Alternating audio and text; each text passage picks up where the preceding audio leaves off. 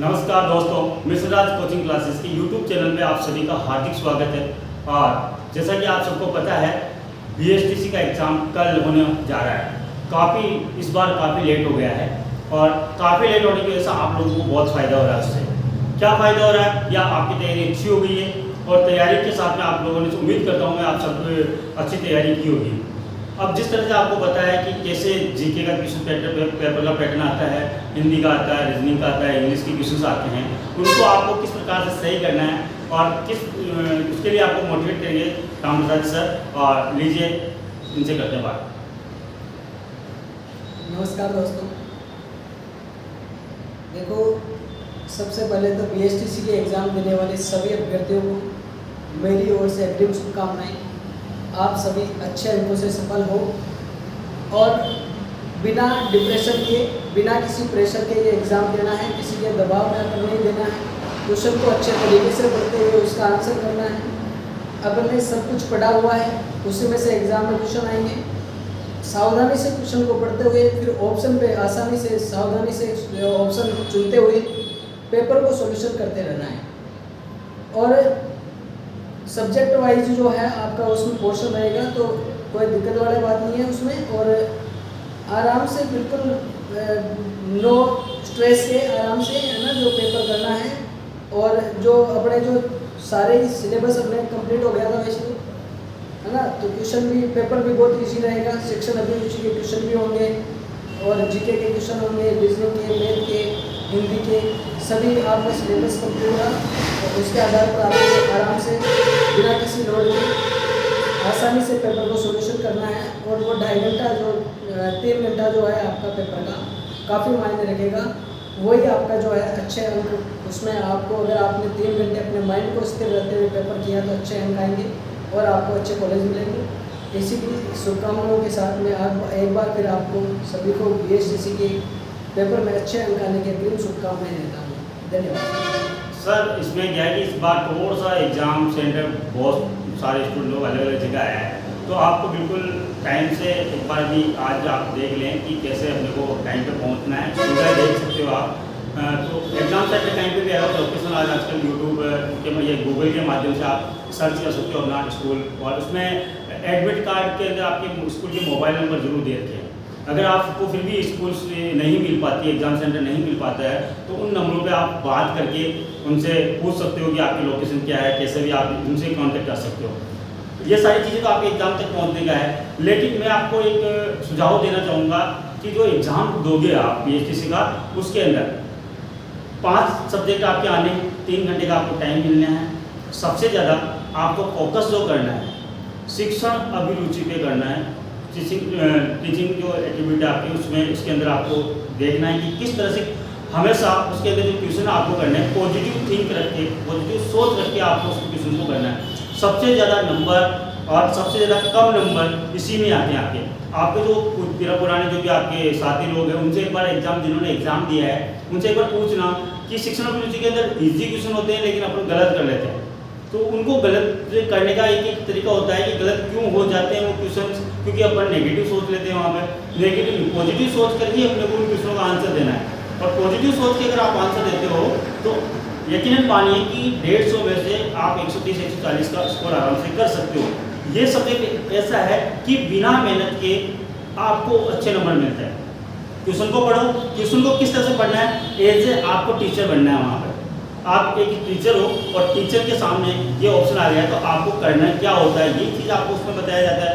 तो मैं आपसे ये चीज़ कहूँगा कि अपने आप को वहाँ रखो। इसी तरह दूसरा सब्जेक्ट आता है आपका रीजनिंग का, जो कि आप लोगों ने अच्छे से पढ़ी होगी। बहुत ईजी आते हुए अपन क्या कि अपन वहाँ तो फुल कॉन्फिडेंस के साथ रहते हैं कि अपन ने सही किया है, लेकिन जब आंसर शीट आती है या कुछ अपन गड़ा के देखते हैं, वो फिर अपन ऐसा करते रहते हैं कि यार ये गलत कर दिया आपने। तो उनके लिए भी आपको एक सुझाव देना चाहूँगा, क्वेश्चन को अच्छे से पढ़ो, क्योंकि रीजनिंग और शिक्षण अभिरुचि के क्वेश्चनों के अंदर ही आंसर होते हैं। क्वेश्चन अगर सही पढ़ेंगे सर ये, तो आराम से आंसर दे सकते हैं। और उसमें आपको घबराने वाली बात है, क्वेश्चन को जितना लाइन टू लाइन पढ़ के लाइन टू लाइन सॉल्यूशन करो, आपका आंसर बिल्कुल करेक्ट आ जाएगा, गारंटी देता हूँ। ये 2 सब्जेक्ट आपके ऐसे होते हैं जिसमें आप अच्छे स्कोर ला सकते हो। जीके सर ने आपको अच्छा पढ़ाया, आपके history, culture, geography, political science बहुत ही ईजी क्वेश्चन आएंगे। बस आपको कंफ्यूज नहीं होना है, अच्छे से आंसर देना है। हिंदी आप लोगों ने अच्छे से पढ़ी है, हिंदी 30 नंबर 30 क्वेश्चन हिंदी के आएंगे आपके, 20 नंबर इंग्लिश के आएंगे। आप सबको पता है इंग्लिश में आप लोग जानते हो कि अपना स्टैंडर्ड क्या होता है, फिर भी मैं उम्मीद करता हूँ इंग्लिश में आप 10-15 क्वेश्चन आराम से ही कर सकते हो। और इस बार कंपटीशन थोड़ा सा हाई होने वाला है क्योंकि टाइम बहुत ज़्यादा मिला है तैयारी के लिए, तो आपको कंपटीशन को भी ध्यान रखते हो। और एक चीज़ और सबसे बड़ी बात, आपको नेगेटिव मार्किंग नहीं है पेपर के अंदर, तो 200 के 200 क्वेश्चन पूरे करने हैं। इस फ्रॉड में जो गलत फहमी फैली हुई है कि नेगेटिव मार्किंग हो सकती है, ये कुछ भी नहीं है, नेगेटिव मार्किंग बिल्कुल भी नहीं है। आपको पूरा ध्यान देना है कि पूरे 200 क्वेश्चन एक भी क्वेश्चन छूटना नहीं चाहिए। अगर आपके पास टाइम नहीं बचता है तो भी आपको कैसे भी करके उस गोले को भर के आना है, हो सकता है वो सही हो। टाइम को मैनेज करने का सीधा सा तरीका है, रीजनिंग में नहीं उलझना है आपको सबसे पहले। अगर रीजनिंग में उलझ गए तो टाइम कम पड़ जाएगा आपके लिए।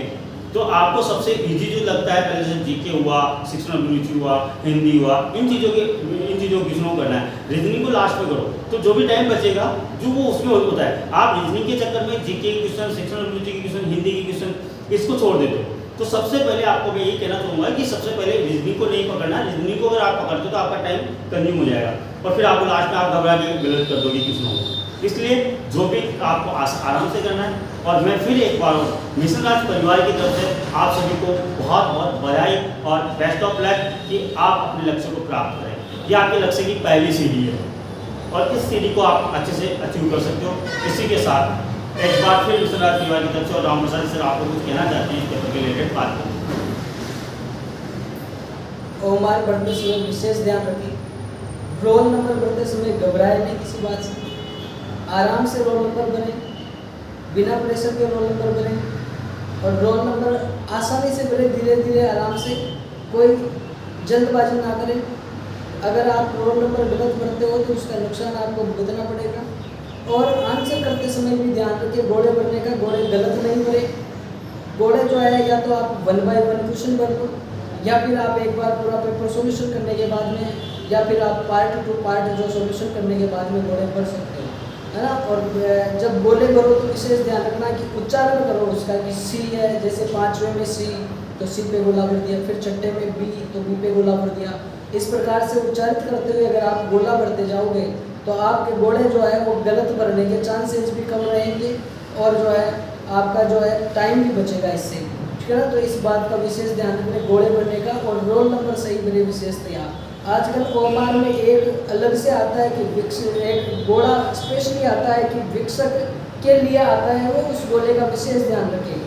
हाँ, उसको नहीं वहाँ पर विशेष लिखा हुआ है, साफ साफ लिखा हुआ आता है कि अगर अभ्यर्थी कदाचार का में दोषी पाया जाए तो विकसक इस घोड़े को भर दे, यानी कि वो घोड़ा जो है आपको नहीं भरना है। कई अभ्यर्थी क्या करते हैं कि उस घोड़े को भर देते हैं, तो वो घोड़ा जो है विकसकों के लिए है। विशेष ध्यान रखें अगर इस प्रकार का कोई घोड़ा आता है तो उसको नहीं भरे। ओमार बिल्कुल प्रॉपर तरीके से देख कर भरना। और वैसे भी आप जो है पहले ओमार भरी होगी, आपने कोई भी कॉम्पिटिशन एग्जाम दिया होगा तो गलतियां होने के कम चांस है। अगर पहली बार भर रहे हो तो जो भी इन्विजिलेटर आपके आया है उससे छोटी से छोटी चीज़ भी अगर आपको कोई डाउट लगे कोई डाउट हो तो आप क्लियर कर लें, इन्विजिलेटर को पूछ लेना, लेकिन गलत मत भरना घोड़ा। अगर आप रोल नंबर गलत भरते हो तो आपके जो है आपके अयोग्य घोषित किया जा सकता है, या बाई चांस आपका रिजल्ट रोका जा सकता है, या आपके मार्क्स भी काटे जा सकते हैं। तो वैसे आप अगर आप गलतियां करते हो तो आप वैसे ही कंपटीशन के बाहर हो जाते हो। तो इन छोटी छोटी बातों का विशेष ध्यान रखते हुए अपना एग्जाम करें। और एक बार और फिर आप सभी को अग्रिम शुभकामनाएं मिशन राज कोचिंग क्लासेस की तरफ से आप सभी के उज्जवल भविष्य की शुभकामनाएं करता हूँ। धन्यवाद। धन्यवाद।